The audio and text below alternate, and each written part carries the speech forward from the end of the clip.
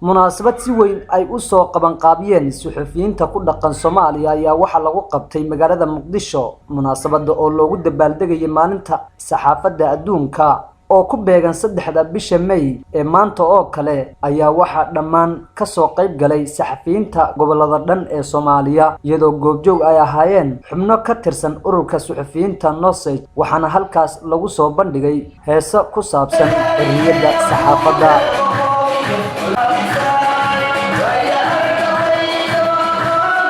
dhanka kale waxa iyadana lagu soo beegay shirweynaha ururka suxufiyiinta Soomaaliyeed ee Nosage oo ay socotay muddooyinkii ugu dambeeyay isqabqabsi la xidhiidha cidii noqon lahayd gudoomiyaha ururka suxufiyiinta Nosage. ugu horeyn waxa halkaas ka hadlay Abwaan Guure oo ah agaasimaha idaacadda Kulmiye isaga oo ka sheekeeyay dhibaatooyinka ay la kulmaan saxaafadda Soomaaliya. shirkada saxaafadda ee ka timid gobolada dalka oo dhan ururka haweenka qaranka Soomaaliyeed oo kamid ah iyaguna baha saxaafadda guddiga badbaadada saxaafadda oo ah gudoomiye ku-xigeenka Sheekh Ismaaciil Khaliif marna ah gudoomiyihii oo maanta asagoo xilkii gudoomiyaha sii haya dhammaan baha saxaafadda waxaan aad u rajaynaynaa guul iyo barwaaqo maadaama maanta ay halkaa fadhiyaan bahdii saxaafadda oo midaysan دبلي على كربا ساعات وريه دليل ودوبتي سجونا دلالك يهوشنا كما داين دون وين وصول دولة كربا دايا وريه كوي دليل وقود طباشر رايو دقدق عنو صوغبا يدفكي سنة حسيا مدرينا شعب كربا دايا ويا بيا دلي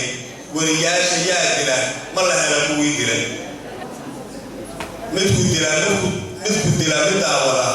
midku duuba maahan daryeer kala ma haynaado daacadday taas ayaa ku soo jiray mudane.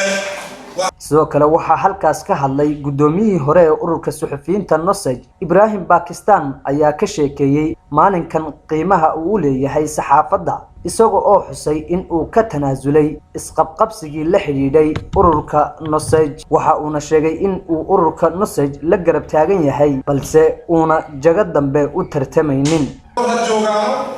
أما مقدشها جوجانا عذرنا في مقام أو واحد بالله باكستان فاروق ترتر أرجع باكستان هذا وحنا واصلين إما الحلقة بقيها جود إن نبدأ بسوق الشهر وأنا الصوت وحلوبة هي وحلوبة هي إسبدل وحلمات بعد أول دبلتين نسأل السعوديين معلن حرية الصحافة الدنيا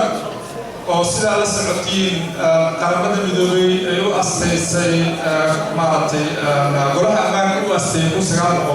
1993 iyagoo maartay tixraacay qaraarkii maartay hay'adda UNESCO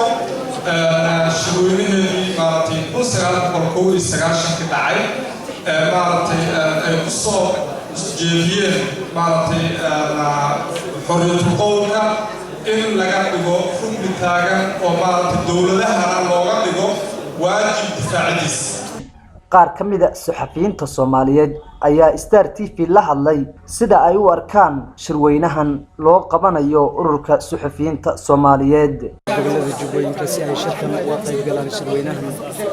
ururka suxufiyiinta Soomaaliyeed loo qabanayo bal sidoo arkaa shirkan maanta halkan Star TV aad baad mahadsantihiin shirkan maanta halkan ka furmay runtii wuxuu noo yahay farxad gooniya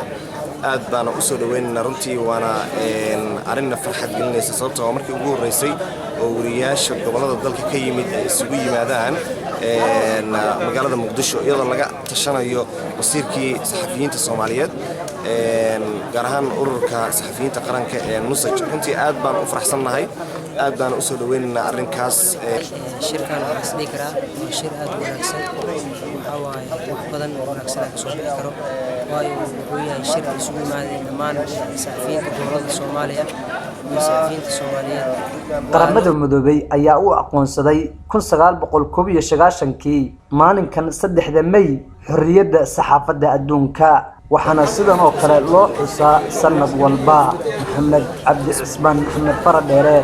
TV عالمي ستار مقالة مقدشو.